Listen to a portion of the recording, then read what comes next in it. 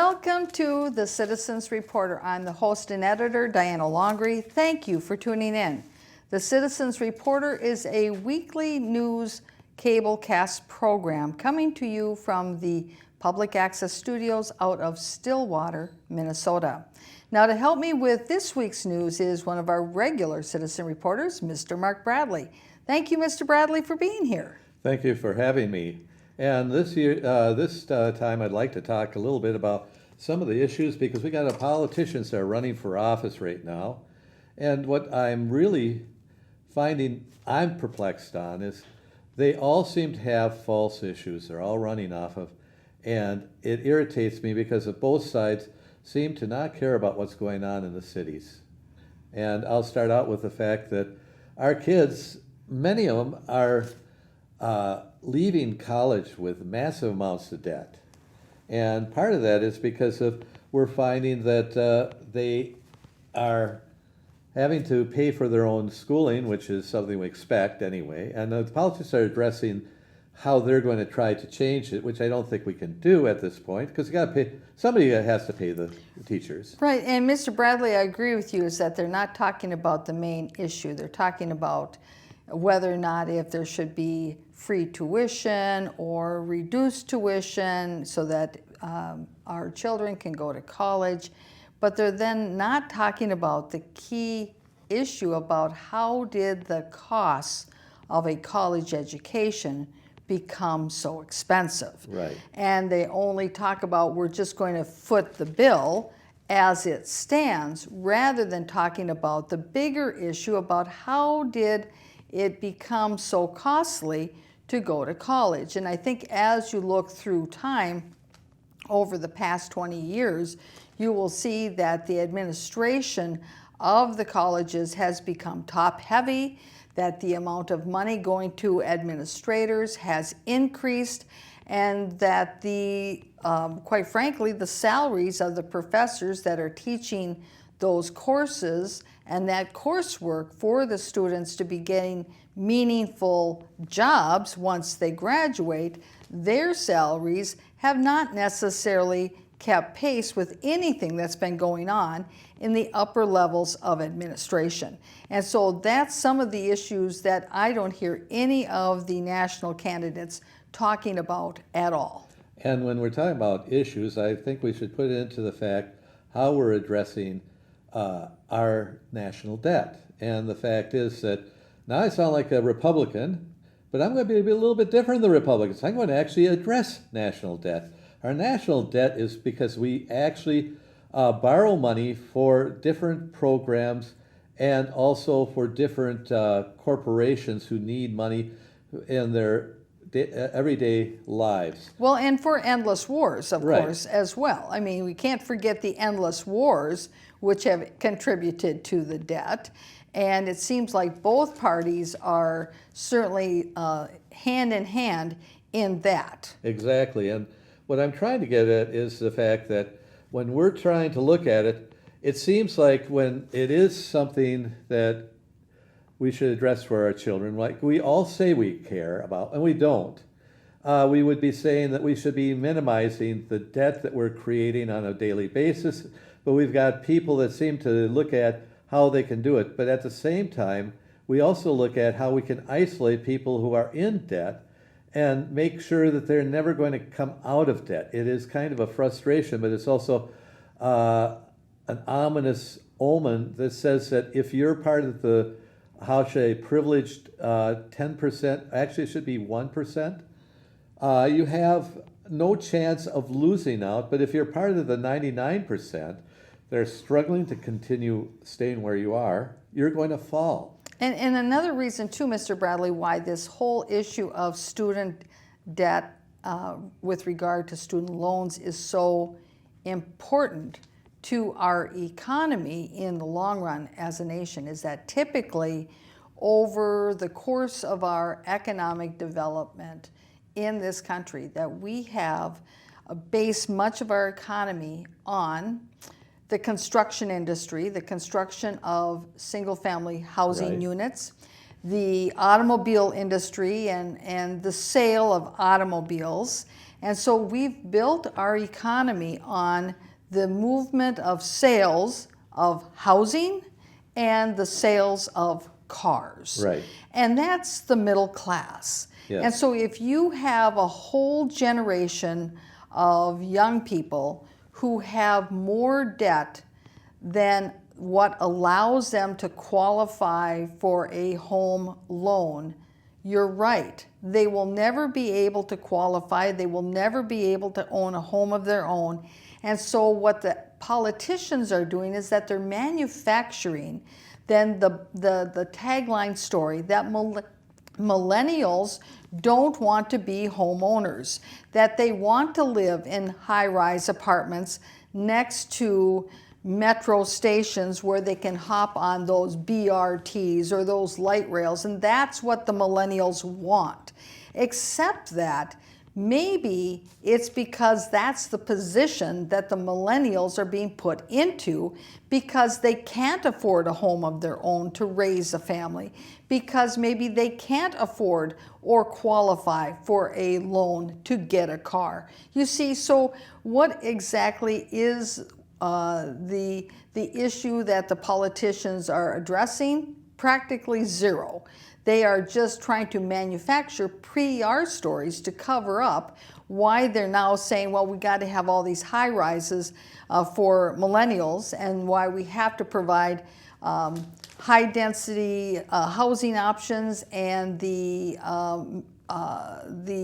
light rails and the rapid bus transit because, well, nobody wants a car. Well, the millennials I've spoken to, that's not the case. They want to get out of that treadmill. They want to get out of the treadmill where they have to live in high density housing. They want to live in a home where they can raise their family. The biggest problem, though, is that when we're looking at these homes that are being created now, you have two choices. You have the well-heeled individuals who are looking for better situations and basically are overpaying for their housing in the areas they are in. Or you have housing that's being created in areas where it's so depressed, there is no chance for ever escaping the constant loss and value of desperation that's there. So the kids do not look to better themselves because they have the feeling that they are a loser at the beginning. Mm-hmm. And one of the things I looked at in the newspapers,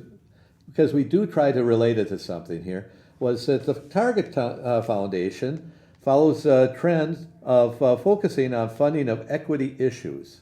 Now, if equity issues is just building housing where it's needed, I wouldn't have a problem. But a lot of times this has been confused with the fact that a lot of these corporations and foundations are building it in depressed areas because it's cheaper. And also because there's more land there available. Obviously, if it was so popular, there would be no land there and it wouldn't be cheap. So the fact is, you're building a lot of housing for people that have no expectation of employment in that area because there's no jobs there.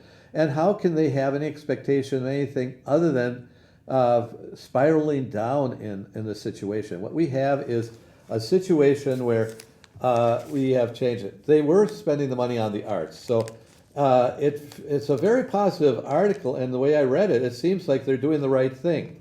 My question is, are they building it in the areas of Cottage Grove or better yet, Chanhassen? And when will you see any low-income housing or even medium housing for people that aren't earning that much in areas like Excelsior or Victoria or Edina?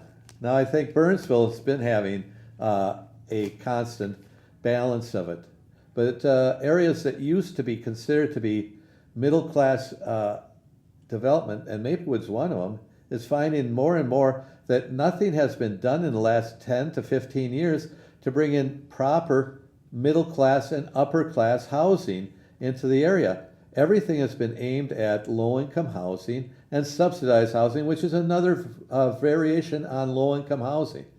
And if you live in these areas of Stillwater, Maplewood, Oakdale, and even Woodbury, figure that in 5 to 10 years, that creep and crawl will crawl into your districts, and even up into Blaine will be creeping up into there. So you got to realize that this is something that if you're not looking at divesting from certain areas, doing most of your low-income housing, it's going to create a ghetto mentality and attitude. Right, and Mr. Bradley, you touched on something else earlier as well, is that the prospect of good paying sustainable employment is really a key to folks feeling like they've got a way out. Right. Because they've got the training that they need, they've got a good job they can go to, they're earning a wage that they can support their family, that they can afford their housing, that they can have a little discretionary income to buy something extra other than just the necessities. And this is going to relate to something that we're going to address a little later on in the program, in that Ramsey County, they have their golf course, the Ponds, which is located in South Maplewood. And it has been disclosed to the public that Ramsey County is looking to close the Ponds Golf Course there in South Maplewood. And one of the options they're looking to then pursue with this 93 acres is to develop, guess what? Voucher housing. But you see, this is something that the Maplewood elected officials and administration have some leeway and some power to exert upon the Ramsey County, because while it is Ramsey County land, and Ramsey County may have a policy that they're thinking that that's what they want to do with their land, that they want to build that voucher housing there in that location, the people in charge of Maplewood, they could have an impact and say, we want something more for our community than just voucher housing. We want you to take that 93 acres and have a broader view. Let's figure out how we can entice some corporation or some incubator or some kind of business industry there as part of that 93 acres development to bring in good paying sustainable jobs into Maplewood, into South Maplewood, and then combine that with some real retail or other kind of grocery opportunity or whatever that the people of South Maplewood need, because currently right now most of them travel to Woodbury to get those types of goods and services for their needs. They have to go to Woodbury because there is very little in the way of any kind of commercial retail or shopping or business units of, like say for dentists or medical or whatever in South Maplewood. So everyone in South Maplewood goes somewhere else. And so you see, this is one of those issues, just like what you're talking about, Mr. Bradley, Right. is that it has to be somebody in authority in your local governmental entity, your government, that is going to say, we not want something more from the other governmental entity that's putting pressure on just putting housing in an area when we need to have jobs. And we've got to start getting mad with these people who are doing it behind the scenes. No matter if they're in the Metropolitan Council, no matter if they're our county commissioners or if our city consuls. Because the fact is, right now, there was no need for any type of voucher housing or any type of low-income housing in this area of the Twin Cities. We are one of the lowest. In fact, if you'd watched CBS about 2 weeks ago, they had an article that they were talking about St. Paul has the lowest income of any area. And they were talking about St. Paul in the suburbs. And that is true of Maplewood, very much true. We have a city that's vitally functioning real well on a very low income basis right now. And what they should be is the city should be fighting to say, we do need something out of this. We got all types of property, and none of them are being looked for anything but more low-income housing. And to me, it makes me so irate because of Totem Town, which is supposed to be on the edge of St. Paul and Maplewood, but it's a Ramsey County facility, so I don't know where it is also looking for being redeveloped. And I'd like to have a good answer on both those areas because we need some vital growth here. Right. It's right on the inner core of the Twin Cities. Right, and that's another good example, Mr. Bradley, where Ramsey County, they've got property that they have discontinued its current use, and they're looking to redevelop it. But here is, as I said, an example where St. Paul, they could be exerting power and pressure against Ramsey County Board, saying we want more than just more voucher housing put up where the Totem Town site is. We want something more than that because on that end of town, maybe we need more jobs, for instance. Wouldn't it be nice to have jobs located there?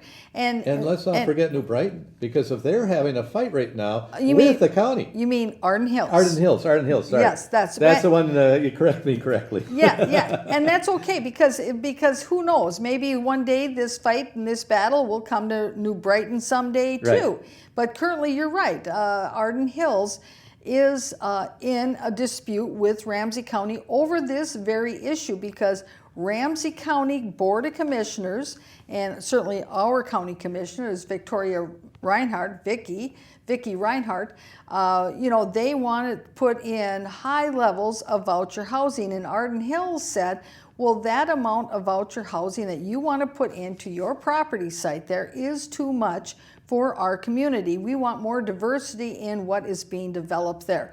And that's what the local elected officials and administrators of these municipalities should say and should do. They should do what's right for their community, not just bow to the Ramsey County commissioners. And another thing that I do want to mention is that with regard to the Ramsey County property there in South Maplewood, the ponds, which is currently a golf course, the people who live around there and the people who use that golf course, they would like to see nothing better than to have it remain a golf course. And so they would like it to be a golf course. But while that may be true, and I certainly don't object to that, the reality of it is that Ramsey County more than likely will close it. And so if they're going to close it, as a contingency, those folks should be thinking about what would they like to see there instead of a golf course, if indeed their golf course is closed. And that they should have an alternate. They should have an alternate plan that in the event that they're unsuccessful in saving their golf course, what is their next plan? What is it that they will put pressure on and to help to guide that development from the grassroots? And I want to add one last thing to think about here.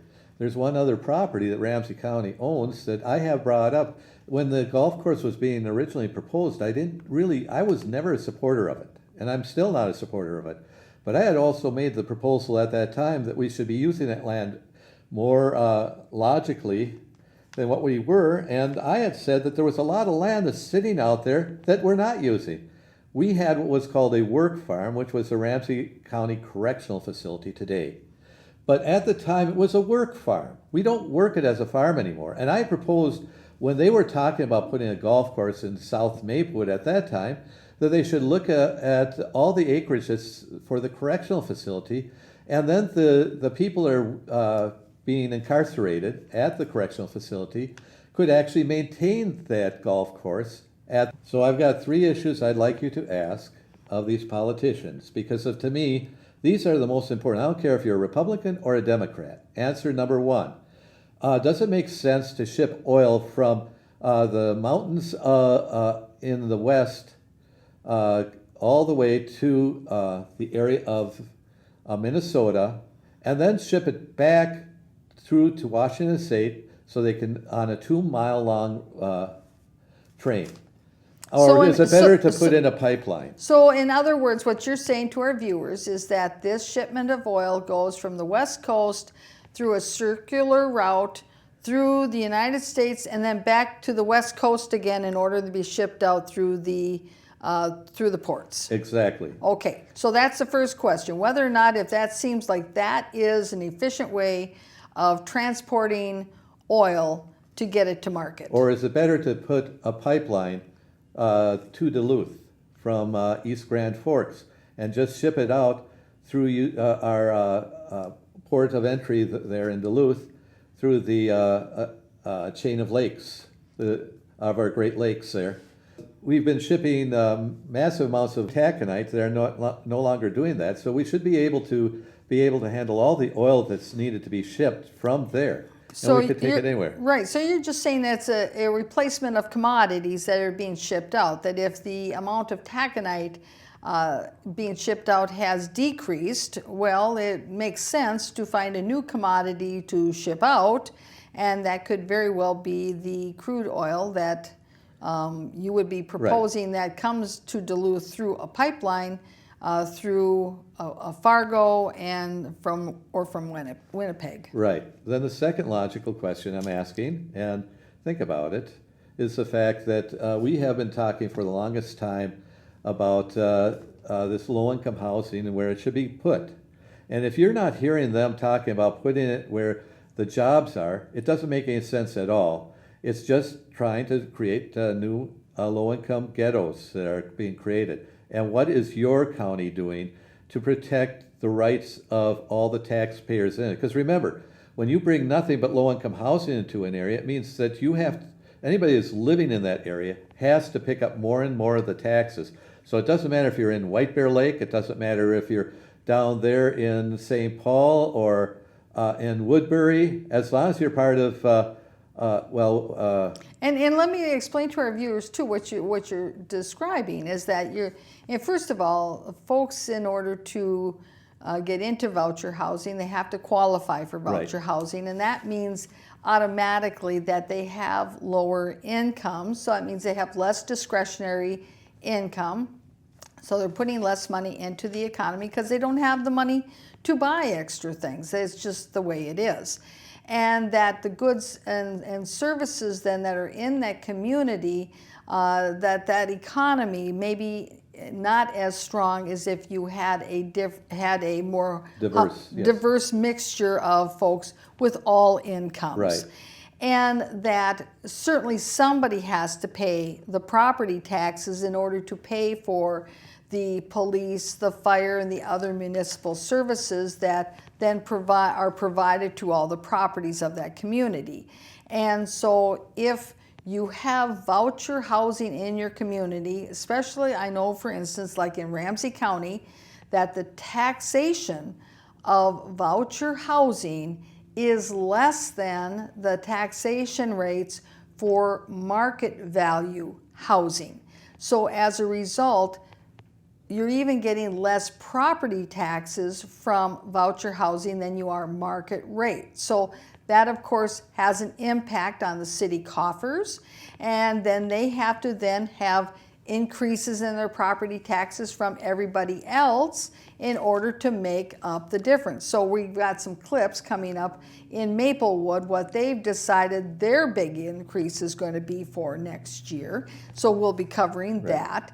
And so that's why I just wanted to clarify with our viewers, how that impacts exactly what you're talking about. Right. And then last was the schooling. And I had a special point there because we've discussed that many times on the show, that we don't need any more colleges. We need vocationals. If you leave on with a good training, you're going to have a job. At the time when I was going to school, I took my drafting at a vocational center. I also took my electrical training at a vocational center.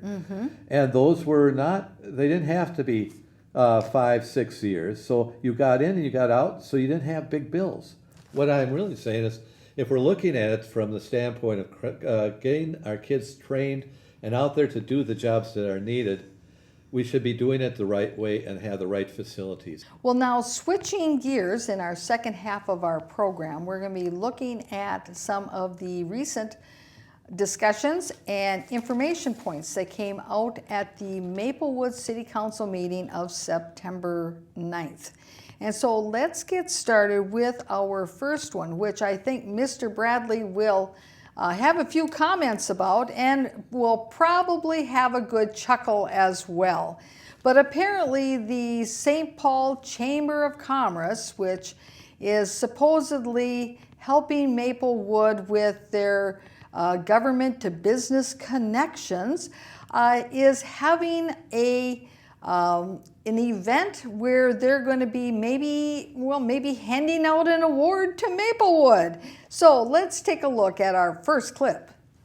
Thursday, the St. Paul Area Chamber of Commerce is having their local government awards luncheon, and Maplewood has been fortunate enough to be nominated for 2 awards, one relating to our public safety department and their initiatives in community outreach, and also our planning community development department, and everyone really, for the North End study, our planning process. And so we can't wait to see how we do.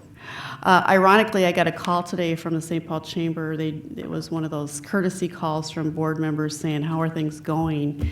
And I said, well, we're really happy to be nominated for those 2 local government awards.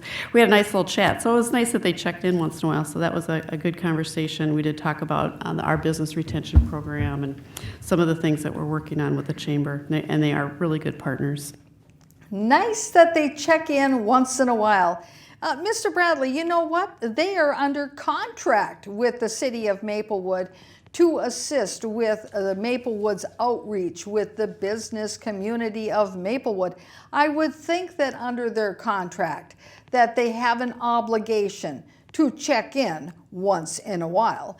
And I found this hilarious that the city of Maplewood has been nominated for their North End Study report that they worked on. Mr. Bradley, we've reported on this whole process of which you were one of the delegates to.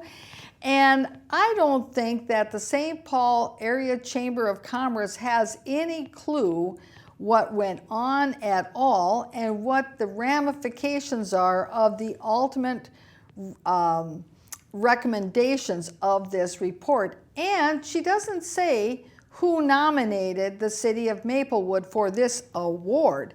Now, Mr. Bradley, do you realize that in the past we've actually tracked down some of these types of awards and find out who has nominated the city of Maplewood for an award, or who in the past nominated Norris Slawick for an award? And we come to find out that the nomination came from internal sources. So for instance, when Norris Slawick was nominated for some transportation award about how she was so supportive as an elected official of transportation going up and down the Bruce Vento trail, and transportation having to do with light rail or whatever, and now of course now she's Right. at Metropolitan Council.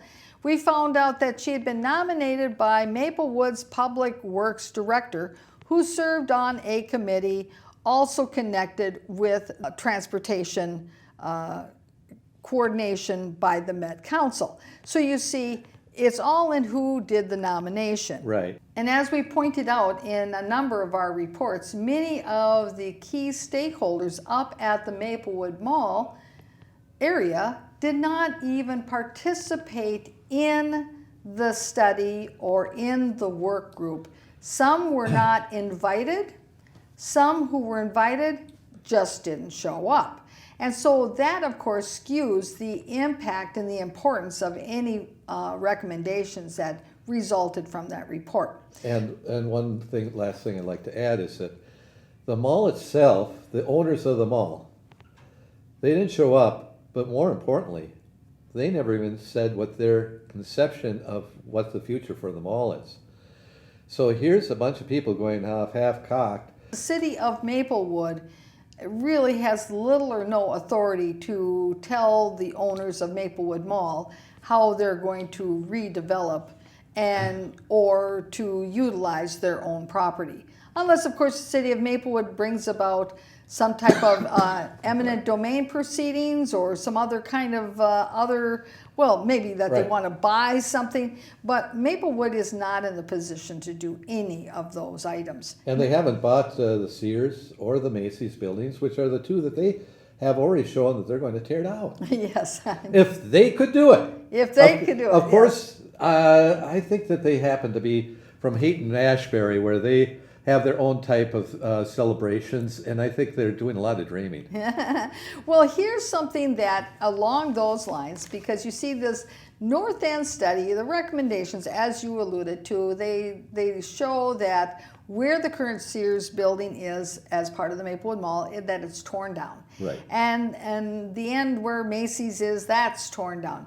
Except that just in the last couple of weeks, there has been news reports of Amazon looking to change their distribution model, in that they are actually looking for sites that are 2-story, 3-story sites that they can have for distribution centers that are close to where they are delivering the products that they sell through Amazon.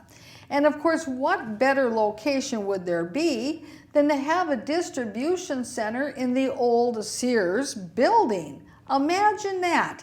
Now, of course, Maplewood is not looking at trends. They're not looking at those kind of possibilities because according to their plans, again, they only envision that the mall is going to become a hub for more housing. More housing, less jobs. Go figure. And there is one other group that we should be looking at that has been wanting to go in this area as well, and that's the Hy-Vee people. And we've mentioned that a couple of times, that why hasn't Maplewood gone to them? They have a grocery store that's shut down, that's available, that they could have Hy-Vee go into that shopping center. They have an area that's over there by 2 furniture stores. That's an open piece of land that would be big enough that Hy-Vee could actually put a new building on that site. And then we mentioned a couple other locations that are in Maplewood Mall itself if they want to be part of the mall. And yet I have never heard the city even approach Hy-Vee. Mm-hmm. My question is, everybody else in the Twin City has been hustling to get a Hy-Vee in their city. What's happened to Maplewood? What's happened to Ramsey County? Well, I think they've lost their hustle. So in our next clip that we're going to go to, we're going to be looking at the first clip where they start to talk about the rumblings that they're hearing about the Ponds Golf Course being closed by Ramsey County, and the announcement that Vicki Reinhardt, the county commissioner for our area of Maplewood and White Bear Lake, is going to be coming to the city council to talk about the county's perspective on the ponds. Let's take a look. Our next meeting on September 23rd, at our workshop, we will be having a discussion with Ramsey County on the ponds at Battle Creek with County Commissioner Reinhardt and also some of the staff from Ramsey County who are working on that project. And that will begin at 5:30, I believe. So this is a good opportunity for people who are interested in this topic to go to the Maplewood Council meeting, the workshop. Keep in mind it's earlier, so it's like around 5:30 as you heard. To go there because you will be able to see Vicki Reinhardt by herself, that she will not be surrounded by all the other county commissioners for support. She will be there. Your city council members will be there. And so if you fill up that council chambers while she's giving her presentation, it might send a message. Whether or not they hear it or not, perhaps they'll have their headphones on and not hear a thing. But you can always try. I wanted to add one extra thing there because of, the Ponds isn't that old of a facility as it is right now. I believe that Vicki Reinhardt was one of the commissioners who had to vote to actually conceive and construct the ponds when it was being put in. So I'd like you to ask the good question, why she could come up with something like this with so many other golf courses in the area. Let's continue with our next clip. Councilmember Juniman. I just wanted to report back. I don't know if any of the rest of you have had any phone calls, but I've had 2 from residents in the south about the ponds. Mm-hmm. So obviously, one in particular was not happy with why was this such a surprise? I'm like, contact your county commissioner. Anyway, so I think Brian's idea that we needed to do this publicly, since they don't know how, was a good one. Well, now this is fascinating, this little diatribe of Councilmember Kathleen Juniman. First of all, she has a snide little sneer to make when it comes to talking about the Ramsey County Commissioners, when in fact, you know, she's good buddies with Victoria Reinhardt, and yet there she is making it look like she's not good buddies, and yet she is. Okay, so that's one thing. And then the other thing is she's saying how, well, you know, the city council is going to have this discussion out in the open since Ramsey County can't have the discussion out in the open. Well, okay, maybe Ramsey County hasn't necessarily been talking about it in great detail at their county board meetings. However, Maplewood fails to cablecast the Ramsey County board meetings on their single cable channel so that the residents of Maplewood can even watch the Ramsey County board meetings to even see what little there is to be seen at the Ramsey County board meetings. So it's not entirely the fault of Ramsey County that this has broadsided the residents of South Maplewood who live around the ponds or those people who use the ponds.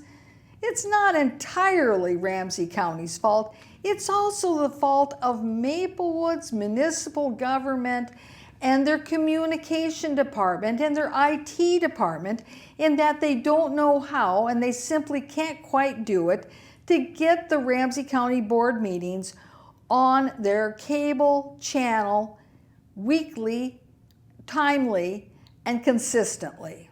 Well, that's because they took over for a area that was doing cable for us. For And SCC, yes. SCC. So they shut that down, and they said they were more competent than them. I've seen everything disappear. We don't have churches on the church channel anymore. We don't see anything as far as sports events for the school system anymore, because they can't lend out the cameras, they can't lend out the equipment, and they will not have people to put on the videos that are supplied to them for any type of event that's coming up. So basically, we live in a bubble, and we've been locked out completely from our activities, and this is part of the fees that we're paying. Mr. Bradley, I like your analogy there of a bubble, because you see the people in Maplewood are inside the bubble. Right. They can't get out of the bubble. We, even though we live in Maplewood, and when we live in Maplewood, we're in the bubble. When we're here at Valley Access doing our programming, doing our weekly newscasts, which we do 3 weekly, we are outside the bubble knocking to get into the bubble. So you see, we have a dual role there, Mr. Bradley. Right. We're inside the bubble because we live in Maplewood, but we're also outside of the bubble trying to knock our way in so that the people in the bubble can hear us. You got to realize that if you live any place but Maplewood, that you still have a functioning cable system around you, because the 7 cities that include Roseville are still generating their shows. The people that are living in St. Paul are still generating their shows. But for White Bear Lake and for Maplewood, we no longer generate any shows, and we can't talk about anything, and you cannot take any of that stuff. But the promise for Maplewood, when they took the money, was they were going to create their own unit that would be able to supply everything that was being supplied by SCC, which was the cable group that we used to work from that was just in White Bear Lake. Right. Let's continue with our next clip where they talk about the ponds. Very good point, because I know I have received telephone calls and emails concerning the ponds as well. And I think it's important to know that the ponds is owned by, there was a little bit of misunderstanding there, because people were asking, why are we closing the ponds? And we're not closing the ponds, it's not ours. It happens to be within our city, but it is a county golf course, and I have been directing people to contact Victoria Reinhardt. And so I'm very glad that she is coming to speak with us about that. Now that is appointed Marley Abrams the mayor. And she's not elected to be the mayor, she was appointed, and we have shown exactly how that came down in about 4 minutes or so at a council meeting a few months back. And she's pushing it off to the county, rather than saying that as the mayor of Maplewood, that she will be there to defend and to support the options that are best for Maplewood. Instead, she says, we don't own it. I can't address it because it's not our land. Just push it off to the county. Oh, go talk to Victoria Reinhardt. She's the one you have to talk to. So she's absolved herself of any responsibility to do what is best for our community in Maplewood, and has just basically deferred entirely to Ramsey County. Now we have one last clip of the ponds. Thank you, Mayor. As a resident of South Maplewood, I've been getting a lot of these calls and messages and whatnot. There is an organization put together that saw some lawn signs going up this week, so they seem to be very organized. They so if people are wanting to get involved, that might be one good way. You can kind of Google that and look it up. Of sort of a grassroots group that's getting together to advocate for the golf course. And looking forward to the conversation. I appreciate the staff putting that together so quickly. At least Councilmember Brian Smith gave a shout out that there is an organization of citizens within South Maplewood that have banded together, gotten up some money to go buy some signs and put those signs out, and that they're trying to fight to save the ponds. At least he did that, but he didn't give any indication that he was going to listen to their grievances. And it's easy enough to say there is a group out there working on this, but quite another to say, well, I'm going to listen to their grievances and take it under consideration. And the last point there is that the county has a lion's share of the land that is development land in the Maplewood area. If the ponds are going to be abandoned, is there a new function by the county to take that land and use it again? Everything I've heard, and we've discussed this before, is the fact it's going to be for some type of low-income housing on the county side of it, but the county doesn't really and should not be doing any type of that because we are overextended as far as low-income housing. It should be in every other county but Maplewood and Ramsey County. Right, and I think your point is well taken, is that while he's certainly announcing that there is a grassroots effort to work towards saving the ponds, he's not giving any inclination whatsoever that he's open to a conversation about Maplewood guiding that development Right. from the Ramsey County perspective, because Ramsey County can certainly, because it is their land, if they decide that they want to put voucher housing in it, as long as they've got the right approvals. Keep in mind, though, they got to get their approvals from Maplewood, because I don't think it's currently zoned as residential. So they would have to actually get new approvals from Maplewood to change the zoning. And that is certainly a key point that the residents who are looking to save the ponds, that, if indeed that the ponds are not saved, and then looking down the road where Ramsey County is starting to get approvals for changes in the land use, that same group should be working on making sure that the land use changes are consistent with what the grassroots would like to see there, if it can't be the ponds. And let's not forget that there is one other area that's going to also be, as looking at low-income development on it at this point, and that happens to be the Hillcrest site that is on McKnight and Larpenter, which is right on the border of Maplewood And St. Paul, and that's St. correct. Paul. So what you're really looking at is, where is there going to be any good taxable base if you take away all the land from the south end of Maplewood to the north end of Maplewood? This is what I see. And it's now extending on into White Bear Lake. Mr. Bradley, the mention of the Hillcrest Golf Course. That is a St. Paul project, that is a Port Authority project. The issue that I can see is that if you've got, because that also is a large number of acreage. Right. And if you have, again, that amount of acreage developed in that manner, and then just a very short distance away have another similar sized acreage, over 90 acres, developed into voucher housing, it goes back to that discussion about whether or not if that is a diverse mixture of housing within your community so that you can have the type of economy that is a strong economy for your community. Right. And is it better to say we need to have something where we've also got commercial there, where we have businesses there, where we have an office park there, that there's more of a thought process in all of this?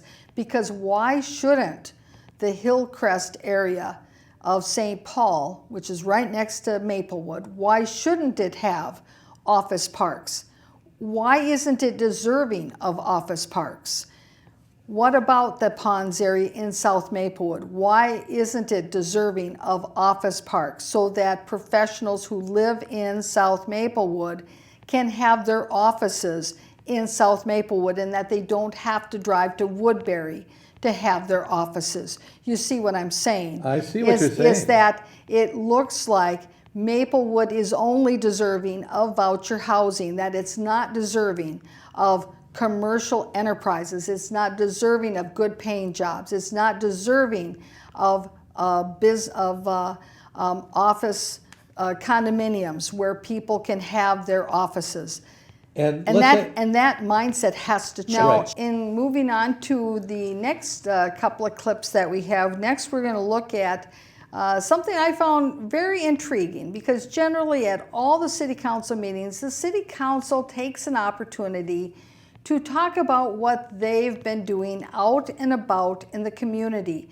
But as time has gone on, we see less and less of that, and that they are doing less and less in the community and basically just doing whatever the city staff tells them to do.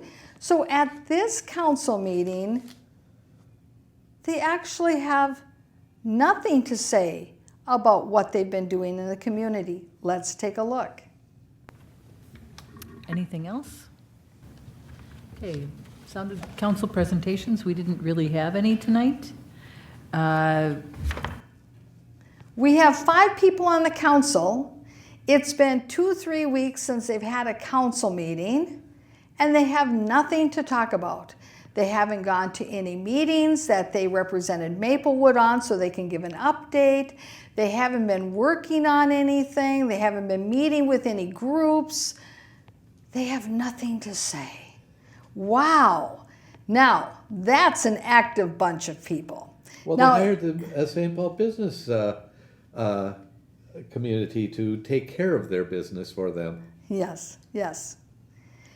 Now, in our next clip, we're going to be looking at their new partnership that they want to claim that they are a big part of doing something great in the community, when in fact it is a program of the Red Cross that, while it's a good program, and I'm glad that Maplewood decided that they would participate, it is a program of the Red Cross. It is not an initiative of the Maplewood administrators, but yet they want to paint it as if this is some big time thing that they really have brought to Maplewood, and we should be so happy they are so on top of things. Let's take a look. Start off our council meeting tonight with some really exciting news that I don't know that necessarily our community would know about, or even our council members. I spoken a while back about a program that was available in conjunction with the American Red Cross, working with our fire department, providing smoke detectors for homes that currently don't have them. And I had spoken to Chief Mondor about that, and wanting to see what kind of partnership we could put together with the Red Cross, in particular picking out our manufactured home communities because they seemed to be the most vulnerable when it comes to fires. And so Chief Mondor took that and ran with it, and he sent a follow-up email about something that happened on September 7th. And I'm going to read this because this was his email to the chief. Today, he says, Chief, today our staff visited 44 homes and installed 78 smoke detectors while providing life safety tips to all residents who would allow them to enter their homes. With this event, we were able to reach 17% of the community. This included outreach to non-English speaking residents through the help of Spanish speaking volunteers. We were also able to identify 2 residents who were deaf in the community. We installed bed shaker alarms in one of the residences and have a follow-up appointment with the other residents. 12 teams were deployed in the community. Each team consisted of a firefighter, a Red Cross volunteer, and an Is that it? filling pre-scheduled appointments and left information on the program at each residence that we were unable to contact. We will conduct follow-up again in the coming weeks with a goal of reaching at least 25% of the Beaver Lake Estates community. Once we reach our goal, in our first community, we will expand to Rolling Hills, Town and Country, and the English Manufactured Home community. He is compiling more data and will be providing that to the city manager. And City Manager Coleman, would you please send that out once you get it so that the council can see that? But that is just one of those nice examples of partnerships and what that can mean for our community. So very nicely done, Chief Mondor and the fire department, and thanks for taking care of all of our residents. It's really very cool, and at no cost to them. So if there are any residents out there that would like to participate, certainly you can contact Chief Mondor, and he can arrange for free smoke alarms, which I think is really very cool. Next week, we are going to be talking about Maplewood's ordinance to control rental units in Maplewood and to require the licensure of those units. One of the aspects of that whole new process is that they say that they need control in order to get into these rental units to make sure that they are safe. Certainly, one of the requirements for rental apartments or housing is to have smoke detectors.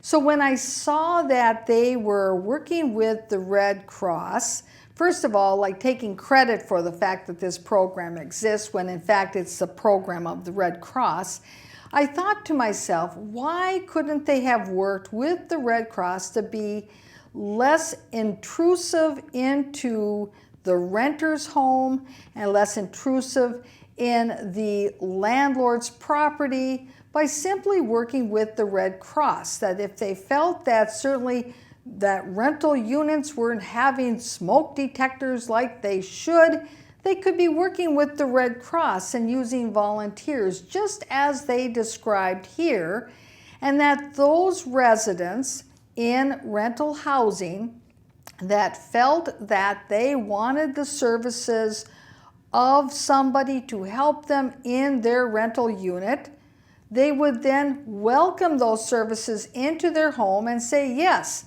help me put up the fire alarm. And those tenants and those landlords who didn't want those services would say, nah, that's okay, no entry needed today. Now, I promised that we were going to be talking about the tax levy in the city of Maplewood. So we have time for starting on that topic, but we'll have to conclude that topic in another one of our newscasts. But our clip coming up next is the introduction by the finance director to this topic. Let's take a look. Things tonight, we have no unfinished business. We're moving on to new business and the resolution adopting the 2020 preliminary property tax and setting the 2020 budget public hearing date and time. Ms. Paulseth? Thank you, Madam Mayor and Council. Thank you. Finally, you will be asked, you will be considering the adoption of the preliminary levy for taxes payable in 2020. Again, the amount of the levy is $23,217,300, which is 5% more than last year's levy. That resulted in an approximate 11.5% property tax increase on the median value home in Maplewood of an approximate amount of about $107, most of that being due to the increase in the value of the home rather than the amount of the levy. So by adopting the resolution, the City Council is establishing the maximum levy that it is willing to consider, and you will adopt the final levy on December 9th, at which time you will also be setting the Truth and Taxation hearing. You'll be setting that tonight for December. The numbers that are key here is that Maplewood is looking to increase their budget, i.e. the amount that they need to collect to cover that budget, 5% increase over what it was last year. 5%. Now that is over $1 million. You heard another statistic where she said that this 5%, they're wanting to increase 5% of their budget, their spending for this new year, is going to translate to an 11% increase when it translates to your property taxes. So that 5% isn't really a 5% to you. It's really an 11% increase. Keep in mind the cost of living increase last year or this year or currently is not 5%. So Maplewood is looking to have more than even the cost of living increases that have been experienced by the economy as a whole. They want more, even though they have collected all the PEG fees, even though they've increased all the assessment of fees for their environmental utility tax, their sanitary sewer, their electric franchise fee, and other fees such as those, all increased. And yet they still need to increase property taxes to these levels. Now that is why we're going to have to continue this to another newscast because it's a big topic. And we've been covering some of the budget discussions over the past few months, and this is where it's all going to come to a head. So I want to thank you, Mr. Bradley, for being here this week. Thank you for having me. And viewers, thank you for tuning in. We'll see you again next week. Bye-bye.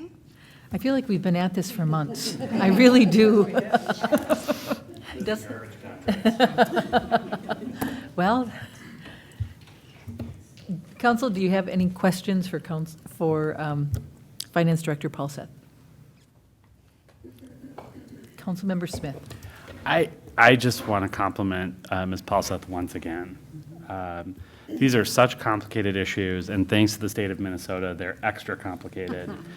And you do such a lovely job of making things clear, easy to understand for those of us who are not finance experts. And I just really appreciate the approach you take to make it simple and presentable for us. So thank you for all of your hard work. Thank you. It's a pleasure.